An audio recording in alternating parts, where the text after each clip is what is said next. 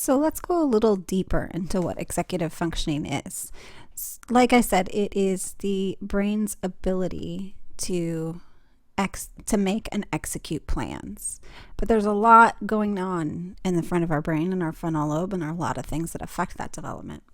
And I think it's important to know what kind of that looks like across a context. So I like to use the analogy that killer vacation skills equal strong student skills. Now, I'm not talking about laying in the beach because we can all do that. But what I'm talking about is the ability to plan and execute a vacation. So if you go on a vacation, particularly to another country, there are certain things you have to do in advance. You have to plan and organize. You have to manage your time to get things done in a timely fashion. Otherwise, you'll pay a lot of money. And then you also have to get to the airport on time. So time management. You have to bring all of the things that you need, including your toothbrush, your passport.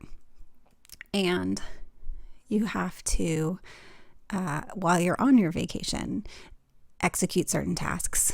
So check into the hotel, get to places at the scheduled time, be flexible, solve problems, kind of have the emotional control to handle things as they come up.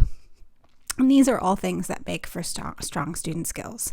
And if you've ever been on a vacation with someone who doesn't have some of these skills, the planning, the prioritization, the time management, the organization, sometimes you find yourself at an airport going through an entire suitcase looking for something, or you're late for your plane, or you forget something really kind of important. And these are all things that we see with children who struggle with executive functioning, and in fact, adults who struggle with executive functioning. So I just want you to think about how executive functioning happens across locations and across time, and it involves the ability to kind of regulate yourself and to manage your stuff, which we'll talk about further in the next section.